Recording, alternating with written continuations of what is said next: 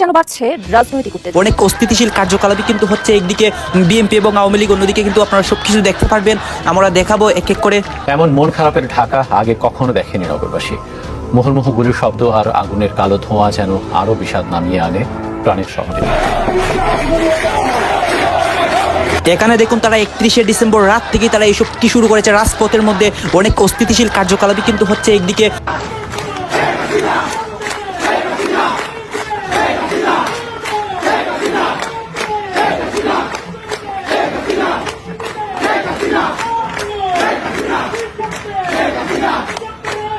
দেখছিলেন সরকারের পদত্যাগ এবং নির্দলীয় সরকারের অধীনে অবাধ সুষ্ঠু অংশগ্রহণমূলক নির্বাচনের দাবিতে পথসভা করছে গণ অধিকার পরিষদ। এবং গণ অধিকার পরিষদের দেখছেন যে প্রেসিডেন্ট বিপি নূর এবং রাশেদ। আওয়ামী লীগকে পুনর্বাসন দাবিতে গণ অধিকার পরিষদ জেলা উপজেলায় ধারাবাহিক কর্মসূচি পালন করবে। এটির আমাদের আজকে অর্থাৎ আমাদের 31শে ডিসেম্বর 3টা শহীদ মিনারে এই ঘোষণাপত্রটি আসলে আমাদের আসার কথা ছিল, কিন্তু হয়েছে এমন আলোচনা। 5 আগস্টের গণ অভ্যুত্থানের পর 31 ডিসেম্বরও কি দেশের রাজনৈতিক অঙ্গনে বড় কোনো পরিবর্তন আনতে যাচ্ছে? ছাত্রদের জুলাই বিপ্লবের ঘোষণাপত্র নিয়ে টান টান উত্তেজনা ছড়িয়েছে রাজনৈতিক দলগুলোর মধ্যেও। জুলাই অভ্যুত্থানের ঘোষণাপত্র আজ ঘোষণা করার কথা ছিল কেন্দ্রীয় শহীদ মিনারে। গতকাল সন্ধ্যার পর থেকে দারুণ সব নাটকীয় ঘটনা ঘটতে শুরু করলো এবং গভীর রাতে আমরা জানতে পারলাম সমাবেশটা হচ্ছে, কিন্তু ঘোষণাপত্র আর পাঠ করা হচ্ছে না। রাজনীতির মাঠে আজকে সেই ঐতিহাসিক 31শে ডিসেম্বর জানিয়ে এই মুহূর্তে টানটান উত্তেজনা চলছে। রাতভর নানান নাটকীয়তা, সরকারের হুট করে এসে আপনার সেই ঘোষণাপত্র যেটা ছিল ছাত্রদের আজকে প্রকাশ করার কথা, তো সেইটা সরকার প্রকাশ করবে দায়িত্ব নিয়েছে। আসসালামু আলাইকুম রহমতুল্লাহ, সবাই কেমন আছেন? আশা করি সবাই অনেক অনেক ভালো এবং সুস্থ আছেন। সবাইকে স্বাগতম জানাচ্ছি আমাদের আরেক নতুন ভিডিওতে। প্রতিদিনের মতো আমি আপনাদের সিরিয়াত ফারুকি। দর্শক, আজকের ভিডিও টাইটেল এবং থাম্বনেল দেখে বুঝতে পেরেছেন আজকে কি বিষয়টা নিয়ে কথা বলবো। বর্তমানে চলমান যে পরিস্থিতি আপনারা জানেন, 31শে জুলাই আজকে, অর্থাৎ আজকে কি হতে চলেছে আপনারা জানেন। ইতিমধ্যে জুলাই বিপ্লবের যে সংবিধান বা জুলাই বিপ্লবের যে একটি ঘোষণাপত্র দেওয়ার কথা ছিল আজকে, হঠাৎ করে সেটি কেন বাতিল করেছে সরকার গভীর রাতে জরুরি সংবাদ সম্মেলন করে? কি হতে চলেছে বাংলাদেশে সর্বশেষ আপডেট, এবং এদিকে জুলাই বিপ্লব অর্থাৎ আজকে 31শে ডিসেম্বরকে কেন্দ্র করে যে সব ষড়যন্ত্র লিপ্ত হচ্ছে আওয়ামী লীগ, সেই ষড়যন্ত্রকে আদৌ রুখে দিতে পারবে বর্তমান সরকার বা সেনাবাহিনী? এই বিষয়টা নিয়ে আমরা বেশ কিছু ভিডিও দেখব। আসলে বাংলাদেশে হচ্ছেটা কি, আর বাংলাদেশ কোন পথে এগিয়ে যাচ্ছে, এসব জানার জন্য অবশ্যই আপনাদেরকে ধৈর্য সহকারে কিন্তু ভিডিওটা দেখতে হবে। আজকের ভিডিওটা অনেক অনেক গুরুত্বপূর্ণ। ভিডিওটি সবাইকে অনুরোধ করবো এক মুহূর্ত না টেনে একটা লাইক দিয়ে সবাই ভিডিও ধৈর্য সহকারে দেখতে থাকুন। অবশ্যই চ্যানেলটিতে নতুন চ্যানেল সাবস্ক্রাইব করে সাথে থাকুন। আমরা একটা ভিডিও ফুটেজের মাধ্যমে সর্বশেষ আপডেট এবং বর্তমান পরিস্থিতি সম্পর্কে দেখছিলেন সরকারের পদত্যাগ এবং নির্দলীয় সরকারের অধীনে অবাধ সুষ্ঠু অংশগ্রহণমূলক নির্বাচনের দাবিতে পথসভা করছে গণ অধিকার পরিষদ। এবং গণ অধিকার পরিষদের দেখছেন যে প্রেসিডেন্ট বিপি নূর এবং রাশেদ। আওয়ামী লীগকে পুনর্বাসন দাবিতে গণ অধিকার পরিষদ জেলা উপজেলায় ধারাবাহিক কর্মসূচি পালন করবে। শেষ একটাই বোঝা গেছে, এরা কোটার জন্য আন্দোলন করে মনে হয় ক্ষমতার জন্য আন্দোলন করছে। বন্যার মতো রিলিফের টাকা মারিয়া দেয়। এবার জয় বাংলা স্লোগানের নিষেধের প্রতিবাদে শক্তভাবে রাজপথে দাঁড়ালেন বিপি নূর। হ্যাঁ দর্শক, বিস্তারিত থাকছে সম্পূর্ণ ভিডিও জুড়ে। সম্প্রতি 31শে ডিসেম্বর সম্মাননগর অবৈধ ইউনুসকে জোরপূর্বক সংবিধানের বিরুদ্ধে সরকার হিসেবে স্বীকৃতি দিতে যাচ্ছে। জানা যায় 72-এর সংবিধানকে পুরোপুরি ধ্বংস করে নতুনভাবে সংবিধান লিখন করবে তারা। বিশেষজ্ঞরা ধারণা করছেন সমন্বয়ক উপদেষ্টাদের কার্যক্রমে উঠে এসেছে এরা ধীরে ধীরে দেশের ইতিহাস ও বাঙালির গৌরবকে মুছে ফেলে রাজাকারের মতো দেশ শাসন করবে। যেই রাজনীতিটা আসলে গত 50 বছর ধরে বাংলাদেশকে চালিত করেছে, তারা এটার আমূল একটা পরিবর্তন, এবং যে কোনো আমূল পরিবর্তনের কথা যখন হয় তখন লন্ডভন্ড হবে। অন্যদিকে গণ অধিকার পরিষদের চেয়ারম্যান বিপি নূর বলছেন আওয়ামী লীগকে উপদেষ্টারা যতটা দুর্বল ভাবছে বাস্তবে ততটাই ভয়ঙ্কর আওয়ামী লীগ। এরা যদি কোনোভাবে একবার পজিশন নেয় তাহলে পালাবার জন্য 10 মিনিটের সময় পাবে না এই উপদেষ্টারা। আমাদের একটা নিজস্ব পয়েন্ট যদি তৈরি করতে না পারি, আবার আওয়ামী লীগের যতই আমরা ঠেকাতে চাই না কেন, আওয়ামী লীগের পুনর্বাসন হবে। আওয়ামী লীগের পুনর্বাসন হলে আওয়ামী লীগ দেশে সেটা খুব ভয়ঙ্কর হবে। সেটা এখন আসুক, 2 বছর পরে আসুক, আর 5 বছর পর। যেন বাড়ছে রাজনৈতিক উত্তেজনা। বিএনপি সিনিয়র যুগ্ম মহাসচিব রুহুল কবির রিজভীর কিছু বক্তব্যের প্রতিবাদ জানায় বাংলাদেশ জামায়াত ইসলামী। এর প্রতিবাদে বিবৃতিও দেয় দলটি। পাল্টা বিবৃতি দিয়েছে বিএনপিও। সেই সাথে জামায়াতের আমিরের ধানের শীষ প্রতীক নিয়ে নির্বাচন করার কথাও তুলে ধরেছে দলটি। এ নিয়ে আরো জানাচ্ছেন এসআই রাজ। খুর পার্টি এবং পায়ের রক কাটা পার্টি, এরা তারা যেহেতু জনগণ জানে না, খোলা পানিতে মাছ শিকার করার চেষ্টা করছে। আপনাদের 71-এর অর্জন কি? আপনারা 71-এর বিরোধিতা করেছেন। জিয়াউর রহমান স্বাধীনতা ঘোষণা দিয়েছেন। এই গৌরব বিএনপি। 71-এর গৌরব, 90-এর গৌরব, এই গৌরব বিএনপি। রোববার রাজধানীর চন্দ্রিমা উদ্যানে সাবেক প্রেসিডেন্ট জিয়াউর রহমানের সমাধিতে শ্রদ্ধা নিবেদনের সময় গণমাধ্যমের সাথে কথা বলেন বিএনপির সিনিয়র যুগ্ম মহাসচিব রুহুল কবির রিজভী। সেখানে জামাতে ইসলামীকে নিয়ে বেশ কিছু মন্তব্য করেন তিনি। রিজভী বলেন, শেখ হাসিনার আমলে যারা দখল করেছে সেই এস আলমের উত্তরসূরি হয়ে ব্যাংক দখল করেছে অনেকে। বড় বড় কথা বলে বিএনপির নামে কলঙ্ক লেপন করেছে। পাড়া মহল্লায় টার্মিনাল দখল, টেন্ডারবাজি সহ নানা কিছু দখল করেছে একটি দল। আজকে বড় বড় কথা বলে কলঙ্ক লেপন করার চেষ্টা করে বিএনপির নামে। পাড়া মহল্লায়, জেলায় জেলায় অনেক টার্মিনাল দখল সহ, অনেক সিএনজি স্ট্যান্ড দখল সহ, অনেক টেন্ডারবাজি ভাগাভাগির মধ্যে আপনাদের লোকরা কি জড়িত নেই? আমি সেই রাজনৈতিক দলটিকে বলতে চাই, খুব নীরবে নেতৃত্বে সবকিছু অপকর্মের সাথে আপনারা জড়িত। সঠিক প্যাড আর সঠিক তথ্য দিয়ে এসব সামলে নিব এক হয়ে। Monalisa sanitary napkin. জামাতকে উদ্দেশ্য করে রিজভী সে সময় আরো বলেন, আপনারা তো ইসলাম নিয়ে রাজনীতি করেন। ইসলাম মানে কি বারবার মুনাফিকি করা? ইসলাম মানে হচ্ছে অঙ্গীকার রক্ষা করা। বিএনপির সেই ঐতিহ্য আছে। বিএনপি যে অঙ্গীকার করে সেখান থেকে পশ্চাৎপদ অনুসরণ করে না। মুনাফিকি করা ইসলামের মর্মবাণী তো হচ্ছে তুমি যে অঙ্গীকার করো সেই অঙ্গীকার তুমি রক্ষা করবে। এটাই তো ইসলামের মর্মবাণী। বন্ধুরা আমার, বিএনপির সেই ঐতিহ্যের পতাকা ধারণ করে, যে ঐতিহ্যের মধ্যে আছে জনগণের কাছে অঙ্গীকার থেকে বিন্দুমাত্র বিএনপি পশ্চাৎপসারণ করে না। এদিকে রিজভীর এমন বক্তব্যের পর রাজনৈতিক মহল ও সামাজিক যোগাযোগ মাধ্যমে আলোচনা সমালোচনা শুরু হয়। এদিন রাতেই তার বক্তব্যের কড়া প্রতিবাদ জানায় জামাতে ইসলামী। জামাতের সহকারী সেক্রেটারি জেনারেল মাওলানা রফিকুল ইসলাম খান এক বিবৃতিতে বলেন, বিএনপি নেতা রুহুল কবির রিজভী জামাতে ইসলামী সম্পর্কে ভারতের সঙ্গে সম্পর্ক উন্নয়নে হাসিনাকে ক্ষমা করতে চায়। জামাত মর্মে যে বক্তব্য দিয়েছেন তা বিভ্রান্তিকর, ভিত্তিহীন ও রাজনৈতিক উদ্দেশ্য প্রণোদিত। জামাতের ওই বিবৃতিতে আরো উল্লেখ করা হয়, জামাত ইসলাম নিয়ে রাজনীতি করে না, ইসলামী আদর্শের ভিত্তিতে রাজনীতি করে জামাত। জামাতে ইসলামী কখনো মুনাফিকি করেনি। জামাত দেশের মানুষের অধিকার, আইনের শাসন, ন্যায় বিচার, মানবাধিকার ও ভোটের অধিকার প্রতিষ্ঠার জন্য আপোষহীনভাবে লড়াই করেছে।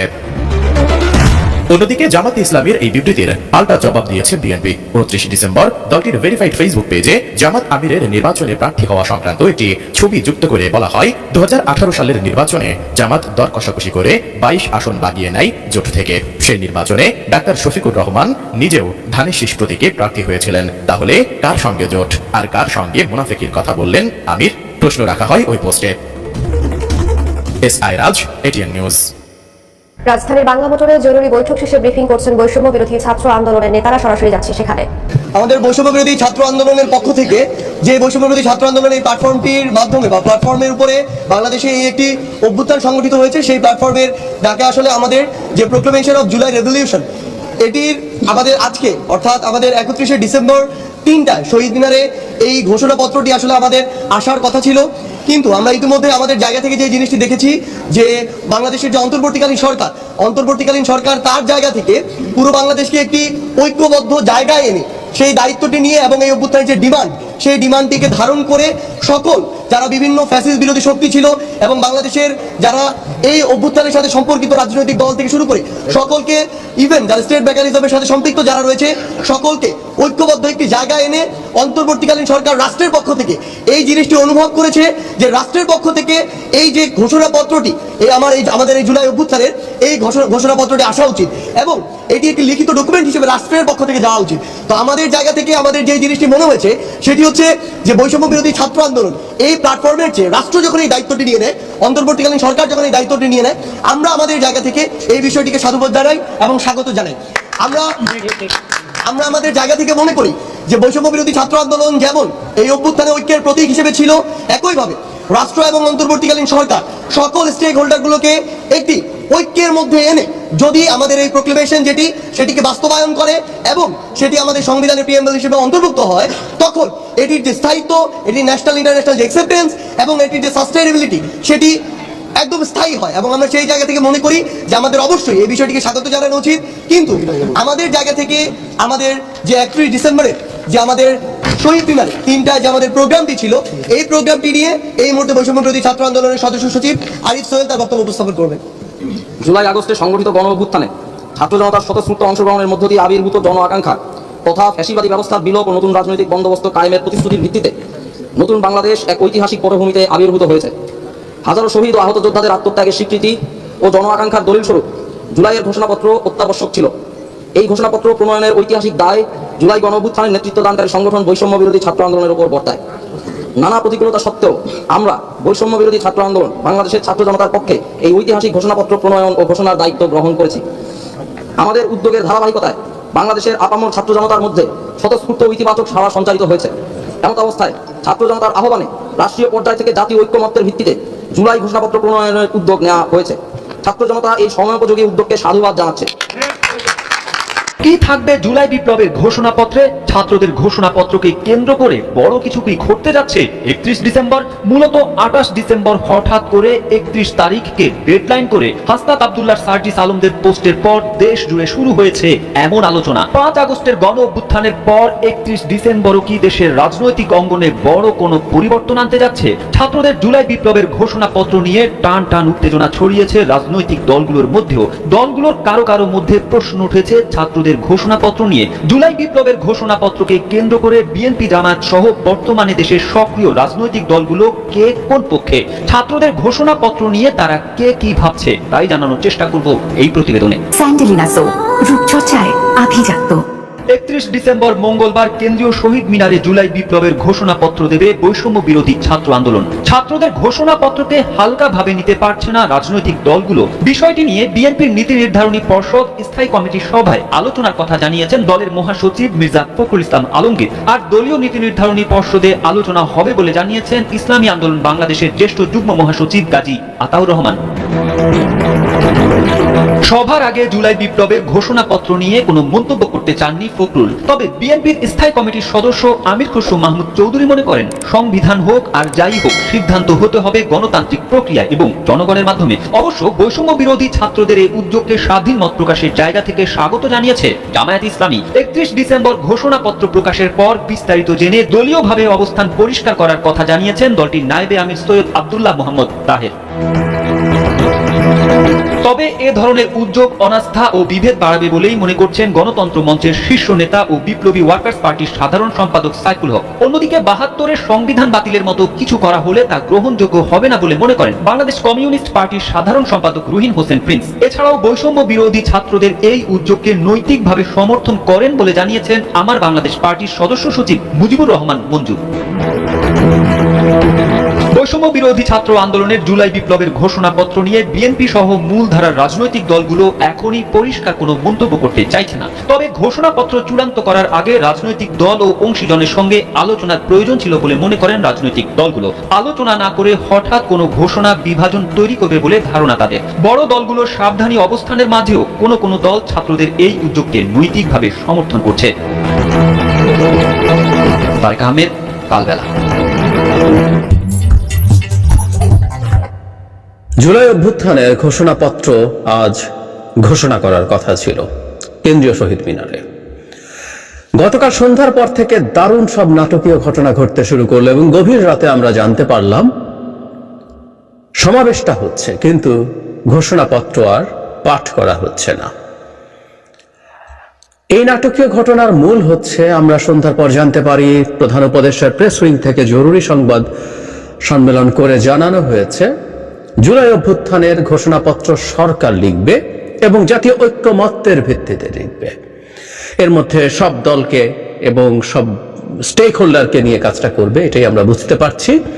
ফলে তারপর এটা নিয়ে খুব কৌতূহল তৈরি হলো, তাহলে বৈষম্য বিরোধী ছাত্র আন্দোলন এবং জাতীয় নাগরিক কমিটি যে ঘোষণা দিয়েছিল এবং তারা বেশ নাটকীয়ভাবে বেশ হাইপ তৈরি করার চেষ্টা করেছেন। তারা কোনো একটা কিছু করতে গেলে সেটার জন্য হাইপ তৈরি করবেন, এটাই খুব স্বাভাবিক। তারা মানুষের মনোযোগ চাইবেন, সেটাই করেছেন তারা। 29 তারিখ সন্ধ্যা থেকে 31 তারিখ কিছু একটা হচ্ছে, তারপর তারা জানালেন, তারপর তারা সংবাদ সম্মেলন করলেন, অনেক কিছুই হয়েছে এটাকে কেন্দ্র করে। সর্বশেষ আমরা জানতে পারলাম, প্রথম শোনা যাচ্ছিল যে সমাবেশটাই হচ্ছে না, যদিও ঢাকার বাইরে থেকে ততক্ষণে বিভিন্ন জেলা থেকে অংশগ্রহণকারীরা বাসে চড়ে রওনা হয়ে গেছেন, পথে আছেন, সুতরাং তাদের পক্ষে আর এটা বাতিল করা সম্ভব হয়ে ওঠেনি। এবং এখন তারা যেটা বলছেন, তারা বলছেন হলো তারা সমাবেশ করবেন এবং তারা এই ঘোষণাপত্রের জন্য সরকারের উপরে চাপ জারি রাখবেন যাতে সরকার এটা করেন। মুহূর্তে প্রসঙ্গটা শুরু হলো ছাত্ররা কি মানে দুটো সংগঠন বৈষম্য বিরোধী ছাত্র আন্দোলন এবং জাতীয় নাগরিক কমিটি পরাজিত হলো। যেহেতু তারা যেটা করতে চেয়েছিলেন সেটা করতে পারেননি, যদি পরাজিত হয়ে থাকেন কার কাছে পরাজিত হলেন? কারা আসলে চায়নি এটা হোক? আমি জনাব হান্নান মাসুদের একটা ইন্টারভিউ শুনছিলাম সাংবাদিকদের সাথে। তিনি বৈঠক শেষে বেরিয়ে এসে বলছিলেন যে দেশি বিদেশি নানা চক্রান্ত ছিল, তারা যেন এই ঘোষণাপত্র দিতে না পারেন। তো তার কথা মতে যে চক্রান্ত তো তাহলে সফল হলো, তবে আবার তারা বিজয় দাবি করছেন এভাবে, আর যেহেতু সরকারকে শেষ পর্যন্ত তাদের কারণেই এরকম একটা পদক্ষেপ নিতে হয়েছে, সেটাও তাদের একরকম বিজয়। অনেক রকম ন্যারেটিভ সামনে আসছে, কোনো সন্দেহ নাই। আমরা একটু বোঝার চেষ্টা করব, কে জিতলো কে হারলো, বা এই বাইনারিতে কি যাওয়ার দরকার আছে সেসব নিয়ে। ছাত্ররা যখন এরকম একটা কর্মসূচি ঘোষণা করলো, তখন যেটা করতে পারেনি, তাই শুরুতে মনে হতেই পারে তারা পরাজিত হয়েছেন, এবং অ্যাপারেন্টলি তারা কারোর সাথে আবারও তেমন কোনো কথা বলেননি। আমি একটা পত্রিকায় দেখেছি যে তারা বিভিন্ন দলকে তাদের এই ঘোষণাপত্রটি পাঠিয়েছেন। এখন পাঠিয়ে কি জানতে চেয়েছেন আমি জানি না, তারা কি এটা করবো কি করবো না জানতে চেয়েছেন, নাকি মডিফিকেশন চেয়েছেন। মানে ওই যে রাষ্ট্রপতির ক্ষেত্রে যেমন হলো যে আমরা এটা করবো, কিভাবে করবো আসুন আলোচনা করি, তারা আগে ঘোষণা করে দিলেন। সো তারা একটা প্রক্লেমেশন সবাইকে নিয়ে করতে চেয়েছেন বলে মনে হয় না। তারা এটা নিজেরা লিখেছেন, লিখে হয়তো পাঠিয়েছেন, কিন্তু তারা এটা করতে চেয়েছেন, এবং তারা যেহেতু করতে পারছেন না, কারণ এটা করতে গেলেই সংঘাত তৈরি হতো। সরকার অলরেডি বলেছে, তাহলে সরকার যদি বলে তারা করবেন, তারা এখন কেন করছেন? আবার না করাতেও একটা সংঘাতকে এড়ানো গেল বলে মনে করি। শুধুমাত্র সরকারের সাথে সংঘাত না, বিরোধী বিশেষ করে বিএনপির সাথে একটা সংঘাত তৈরির পরিস্থিতি হয়েছিল, সেটা থেকেও সরে আসা গেল। সরকারের সাথে সংঘাত করা, সরকার যখন বলছে সব দল মতকে নিয়ে করবে, তখন তাদের এটার আবার করতে যাওয়া বাড়াবাড়ি বা একটু তার মানে তারা সরকারের বিরুদ্ধে দাঁড়াচ্ছেন। কারণ সরকার যখন আলোচনা করবে তখন এদেরকেও সাথে নেবেন নিশ্চয়ই, কারণ এই আন্দোলনে খুবই গুরুত্বপূর্ণ ভূমিকা তারা রেখেছেন, কোনো সন্দেহ নেই, তারা অতি গুরুত্বপূর্ণ স্টেক হোল্ডার। তো সেটা সংঘাত। আবার বিএনপির আমরা দেখেছি, বিশেষ করে তারা ৭২ সংবিধানের কবর রচনা করবেন যখন সংবাদ সম্মেলন বলছেন, তখন বিএনপির পক্ষ থেকে ফর্মালি এটাকে প্রতিবাদ করা হয়েছে। একাধিক কেন্দ্রীয় নেতা, গুরুত্বপূর্ণ বড় বড় নেতারাই এটার প্রতিবাদ করেছেন। তাতে আমরা এটা খুব স্পষ্টভাবে বুঝতে পারি, এটা ঘোষণা করা হয়ে গেলে বিএনপির সাথে সংঘাত আরো বাড়ত। এমনিতেই নানান ইস্যুতে এই দুটো সংগঠনের সাথে বিএনপির বেশ ভালো দ্বন্দ্ব তৈরি হয়েছে। বিএনপির সাথে এখন আসলে জামায়াতেরও দ্বন্দ্ব দেখছি, এবং এই দুটো সংগঠন বৈষম্য বিরোধী ছাত্র আন্দোলন এবং জাতীয় নাগরিক কমিটিরও দ্বন্দ্ব দেখছি। সো এটা এড়ানো গেল, এবং ওই যে বললাম, যেহেতু তারা এটা করতে পারলেন না, তাতে তাদের পরাজয় মনে হতে পারে, এবং মনে হতে পারে বিএনপির কাছেই তাদের পরাজয় হয়েছে। কারণ আমি এটা অনুমান, আমি নিশ্চিত নই, বা কোনো খবর আমি পেয়েছি তা না, বাইরের বিশ্লেষণটা এরকম মনে হতে পারে। প্রিভিয়াস ঘটনার সাথে যদি মেলাই, রাষ্ট্রপতির ক্ষেত্রে যা ঘটেছে, এই প্রক্লেমেশনটা যখন করা হচ্ছে, তখন এটার ক্ষেত্রে বিএনপির অ্যাটিটিউড দেখেই প্রধান উপদেষ্টা বা উপদেষ্টা পরিষদ বা সরকার, আমরা এভাবে বলবো, তারা নিজেরা একটা প্রক্লেমেশন লেখার তাগাদা অনুভব করেছেন, যে এতে হাসিনা বিরোধী যে মুভমেন্ট, তাতে যে শক্তিগুলো ছিল, যারা ছিলেন, তাদের মধ্যে একটা বিভেদ তৈরি হতে যাচ্ছে, এবং এটা আরো বড় ফল্ট লাইন তৈরি করতে পারে। সুতরাং এটার কারণেই হয়ে ওঠে নাই। তার মানে আমরা যদি এভাবে বলি, বিএনপি এটা পছন্দ করছে না বা চাইছে না বলেই শেষ পর্যন্ত এটা হয়নি। তাই এটা এক ধরনের বিজয় বিএনপির হয়েছে, পরাজয় হয়েছে ছাত্রদের, এভাবে বলা যেতে পারে। কেউ কেউ এভাবে বলার চেষ্টা করতে পারেন। এর সাথে একটা জিনিস একটু যোগ করে রাখা দরকার, যে ছাত্ররা, আমি মনে করি যে আসলে এটার মাধ্যমে যখন আমরা একটা সংঘাতময় পরিস্থিতি থেকে বেরিয়ে আসতে পেরেছি, আমি এটা নিয়ে যে ভিডিও করেছিলাম সেটাতে আমি খুব স্পষ্টভাবে দাবি করেছি যে এটা আমাদের এই এমনিতে চলতে থাকা বিভেদকে আরো বাড়িয়ে তুলবে। সুতরাং সেখান থেকে যখন সরে আসা গেল, এবং ছাত্ররা যেটা দাবি করছে, জনাব হান্নান মাসুদকে আমি কোট করেছিলাম, যে এই পরিস্থিতির কারণেই সরকারকে এখন সবাইকে নিয়ে হলেও, এবং সে সবার মধ্যে বিএনপিকে আসলে যেতে হবে, কারণ সরকার যখন ডাকবেন যে আমরা একটা কমন প্রক্লেমেশন তৈরি করতে চাই, বিএনপিকে ওটার মধ্যে অংশ নিতে হবে। ওর মধ্যে হয়তো আবার দ্বন্দ্ব হতে পারে, এবং সেটা কোন পর্যায়ে থাকতে পারে আমরা জানি না, কারণ প্রক্লেমেশনের মধ্যে কোন জিনিসগুলোকে কতটুকু গুরুত্ব দেওয়া হবে, কতটুকু গুরুত্ব দিতে হবে, এর মধ্যে প্রত্যেকেরই পার্সোনাল ইন্টারেস্ট আছে। যেমন একটা ছোট উদাহরণ দিই, ৭১কে নতুন প্রক্লেমেশনে কতটুকু গুরুত্ব দেওয়া হবে এটা নিয়ে বিভেদ আছে। বিএনপির গ্লোরিয়াস মুক্তিযুদ্ধের হিস্ট্রি আছে, বিএনপির প্রতিষ্ঠাতা জনাব জিয়াউর রহমান আমাদের স্বাধীনতার ঘোষণা করেছেন, তিনি সেক্টর কমান্ডার ছিলেন এবং শেষ পর্যায়ে এসে যখন 3টা ফোর্স তৈরি হয়েছিল তার মধ্যে একটা ফোর্স জেড ফোর্সকে উনি নেতৃত্ব দিয়েছেন। গ্লোরিয়াস হিস্ট্রি আছে। সো বিএনপি চাইবে 71 অনেক বড়ভাবে থাকুক, কিন্তু এই মুভমেন্টে গুরুত্বপূর্ণভাবে ছিল বা তার আগেও ছিল জামায়াতে ইসলামী, তাদের 71-এর লজ্জাস্কর ইতিহাস আছে। আমি তাদের যুদ্ধাপরাধ বা মানবতা বিরোধী অপরাধ যদি সরিয়েও রাখি, যে নৈতিক সমর্থন তারা পাকিস্তানকে দিয়েছিল, এটাকে ভুল না, এটাকে আমি অপরাধ হিসেবে দেখতে চাই। আমি এটা নিয়ে কথা বলেছি আগেও। তো তারা চাইবেন 71-কে যতটা মুছে ফেলা যায়, কমিয়ে ফেলা যায়, ডাউন টোন করা যায়, 24-এর পাটাতনে দাঁড়িয়েই সবকিছু হবে, সেরকম একটা ন্যারেটিভ আনা যায়। সো কতটুকু আসলে সফল হবে আমি সন্দিহান আছি, কিন্তু তারপরও এই চেষ্টা যখন হচ্ছে, বিএনপিকেও যেতে হচ্ছে, সবাইকে নিয়ে যাওয়া হচ্ছে, এটাও এক ধরনের বিজয় হিসেবে দেখার স্কোপ আছে। তবে দিনের শেষে এটা আসলে ভালো হয়েছে। কেউ যদি মনে করেন যে তারও প্রাথমিকভাবে কিছুটা পরাজয় হয়েছে, ধরলাম আমরা যদি তার তর্কের খাতিরে ধরে নিই যে বৈষম্য বিরোধী ছাত্র আন্দোলনের ক্ষেত্রে এটা তাদের একটু কিছুটা পরাজয় হয়েছে, যদি আমরা এভাবে বলি তাতেও সমস্যা নেই। আমি তাদেরকে এভাবে বলতে চাই, ওয়েলকাম টু পলিটিক্স। রাজনীতি টাফ জিনিস। আমরা এই আন্দোলনগুলোর মধ্যে কাউকে বিভিন্ন তত্ত্ব আওড়াতে দেখি, আমাদের কারো কারো মনে হয় কতগুলো তত্ত্ব দিয়েই বাংলাদেশের রাজনীতি চলে। উত্তর হচ্ছে না, তত্ত্ব দিয়ে সারা পৃথিবীরই রাজনীতি চলে না, আর আমাদের তো আরো চলে না। এবং রাজনীতি এই মাঠে দাঁড়িয়েই শিখতে হবে। তারা মাঠে আছেন, একটা শক্তি নিয়ে আছেন, তারা কাউকে দিয়ে ব্যবহৃত হচ্ছেন কিনা শুভাকাঙ্ক্ষী মনে হতে পারে, কেউ একজন বলছেন বা কয়েকজন মিলে বলছেন, তারা মনে করছেন এটাই সঠিক কথা, নাও হতে পারে, তাদেরকে ব্যবহার করা হতে পারে। একটা টার্ম আমরা কথ্য ভাষায় ব্যবহার করি না, ঘাড়ে বন্দুক রেখে গুলি করা। তাদের ঘাড়ে বন্দুক রেখে কেউ গুলি করতে চাইছে কিনা সেটা দেখতে হবে। আমি তাই মনে করি, ইনফ্যাক্ট এই দুটো সংগঠনের ঘাড়ে বন্দুক রেখে কেউ গুলি করার চেষ্টা করছে প্রথম দিন থেকে। আমি এটার বিরুদ্ধে কথা বলেছি। প্রতিটা আসলে আদতে আমাদের এই গণ অভ্যুত্থানের ফলাফলকে নষ্ট করার জন্য এইসব করা হয়েছে। সো তারাও শিখলেন, বা তারা যদি সেটা মনে নাও করেন, তাদের যে প্রসিডিউরাল জায়গায় তারা ঠিক ছিলেন না, সেটা আবার তাদের লার্নিং হলো।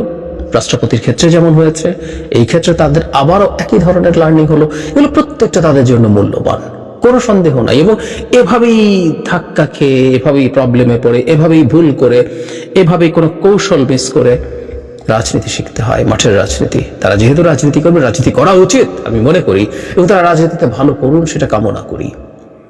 এভাবেই তাদেরকে শিখতে হয়। আমি এটা সিরিয়াসলি বিশ্বাস করি।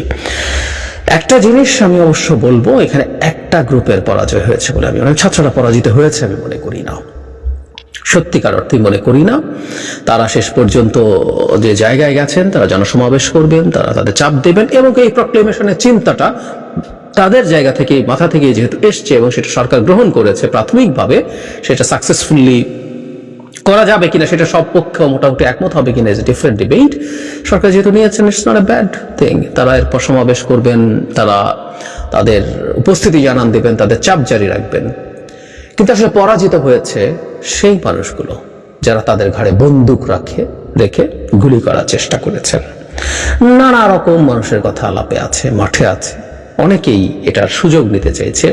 এমনকি একটা খসড়া প্রক্লেমেশন ছড়িয়ে পড়েছে, আমি জানি না এটা কতটুকু জেনুইন। সত্যিকার অর্থেই সেখানে 71-কে 24-এর তুলনায় ভীষণভাবে ডাউনটোন করা হয়েছে। সুতরাং এর পেছনে প্রচুর জামায়াত শিবির ইনভলভড আছে কিনা কেউ বলছেন, I really don't know. And there some other people, intellectuals, activist আছেন, যারা প্রথম থেকেই চেষ্টা করেছেন 24-কে ভিত্তি করে সবকিছু করা, এবং এটাকে বিপ্লব হিসেবে, আমি গতকাল একটা ভিডিওই করেছি, এটা বিপ্লব না গণ অভ্যুত্থান সেটা নিয়ে, এটাকে বিপ্লব হিসেবে ঘাড় ধরে বানিয়ে সবকিছু ডিফাই করে নিজেদের মতো যা ইচ্ছে তা করা। পরাজিত তারা হয়েছেন, এবং তারা এর আগেও রাষ্ট্রপতির কনসেপ্টেও পরাজিত হয়েছেন।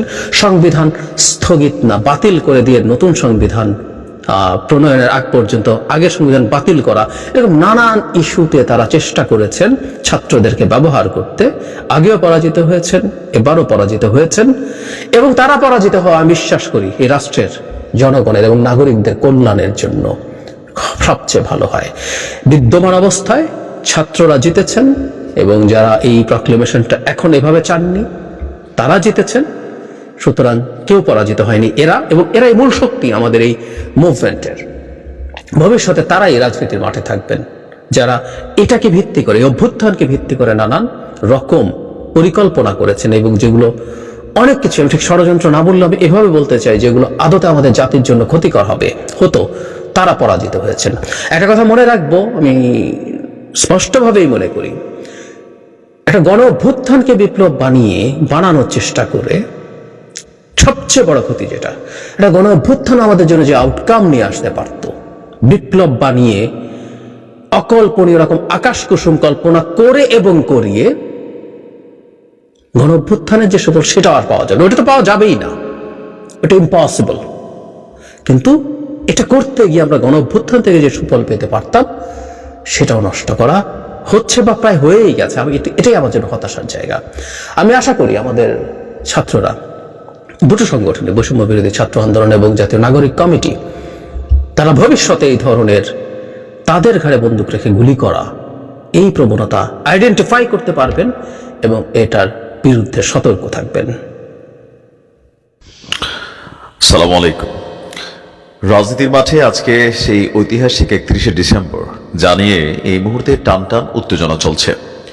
রাতভর নানান নাটকীয়তা, সরকারের হুট করে এসে আপনার সেই ঘোষণাপত্র যেটা ছিল ছাত্রদের আজকে প্রকাশ করার কথা, তো সেটা সরকার প্রকাশ করবে দায়িত্ব নিয়েছে। এখন যেই প্রোগ্রামটা ছিল ছাত্রদের ঘোষণাপত্র পাঠের পরিবর্তে আমরা আজকে দেখছি মার্চ ফর ইউনিটি, এই প্রোগ্রামটা আজকে সংগঠিত হবে বিকাল 3টায় কেন্দ্রীয় শহীদ মিনারে। এখন কেন ঘোষণাপত্র যেই প্রকাশ করা ছিল, যে প্রোগ্রামটা ছিল, সেখান থেকে তারা সরে এসে মার্চ ফর ইউনিটিতে তারা মুভ করলেন?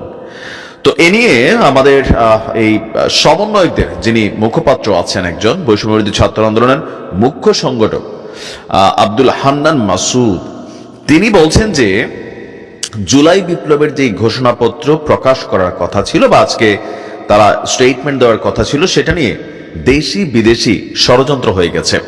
আর গভীর রাতে রাজধানীর বাংলা মোটরে বৈষম্য বিরোধী ছাত্র আন্দোলনের কার্যালয়ে বৈঠক চলার মধ্যে সেখান থেকে বের হয়ে আপনার এই তথ্য দিয়েছেন মাসুদ। তিনি বলছেন যে জুলাই বিপ্লবের ঐতিহাসিক দলিল যাতে আমরা উপস্থাপন না করতে পারি, সেক্ষেত্রে বিভিন্ন ধরনের বাধার সৃষ্টি করা হয়েছে, কিন্তু সরকার এটির ব্যাপারে সম্মতি দিয়েছে। এটা আমাদের প্রাথমিক বিষয়। আমি গতকালকে বলেছিলাম যে কোনো সময় দেখা যাবে যে এটাতে সরকার নিজেরাই কানেক্ট হয়ে গেছেন এবং সেটাই আসলে ঘটছে। তবে এ নিয়ে রাজনৈতিক দলগুলো আপনার যে অবস্থান, তারও কিন্তু একটা বিষয় সামনে আসছে। এই ঘোষণাপত্র নিয়ে বেসিক্যালি কৌশলীভাবে একটা বিপরীতমুখী অবস্থান নিয়েছে বিএনপি, আর বাকি যে রাজনৈতিক দলগুলো আছে তাদের বক্তব্য হচ্ছে যে ঘোষণাপত্রটি চূড়ান্ত করার আগে রাজনৈতিক দলগুলোর যারা নেতারা আছেন, ছোট দল হোক বড় দল হোক, তাদের সাথে বা অংশীজনদের সাথে বসে এ নিয়ে ব্যাপক আলোচনার দরকার ছিল, কিন্তু ছাত্ররা সেটা করেনি। তা না করে হঠাৎ কেন আপনার মানে এই ঘোষণাপত্র প্রকাশের তারা সিদ্ধান্ত নিল, আর এতে বিভাজন তৈরি হচ্ছে। তবে কোন ছাত্র, কোন দল ছাত্রদের ওই উদ্যোগকে নৈতিকভাবে সমর্থন জানিয়েছে। আমাদের রাজনৈতিক অঙ্গনে যখন এই আলোচনা সমালোচনা হচ্ছিল, এর মাঝখানে গতকালকে রাত 9:15টায় রাষ্ট্রীয় অতিথি ভবন যমুনার সামনে আমাদের প্রধান উপদেষ্টার যিনি প্রেস সচিব আছেন শফিকুল ইসলাম সাহেব, তিনি বলছেন যে অন্তর্বর্তীকালীন সরকারের পক্ষ থেকে জাতীয় ঐকমত্যের ভিত্তিতে জুলাই গণ অভ্যুত্থানের একটি ঘোষণাপত্র তৈরির উদ্যোগ গ্রহণ করা হয়েছে। জুলাই গণ অভ্যুত্থানের মধ্য দিয়ে গড়ে ওঠা জনগণের ঐক্য, ফ্যাসিবাদ বিরোধী চেতনা এবং রাষ্ট্র সংস্কারের আকাঙ্ক্ষা সমূহকে সুসংহত রাখার জন্য এই ঘোষণাপত্রটি গৃহীত হবে। তো ঘোষণাপত্রের মধ্যে আসলে কি চাচ্ছে ছাত্ররা? এখানে সোজা হিসাব, তারা দুইটা জিনিস চাচ্ছে মোটা দাগে। সংগঠনের নেতারা ঘোষণাপত্রে দুটি মৌলিক বিষয়কে প্রাধান্য দিয়েছেন। 1972 সালের সংবিধানকে মুজিববাদী সংবিধান আখ্যায়িত করে এর কবর রচনা করা এবং নাৎসিবাদী আওয়ামী লীগকে বাংলাদেশে অপ্রাসঙ্গিক ঘোষণা করার কথা তারা বলছেন। আর আজকের দিনে তারা তাদের যেই মার্চ ফর কমিউনিটি, তারা বলছেন যে তাদের এই প্রোগ্রাম হবে, ঘোষণাপত্র হোক না হোক।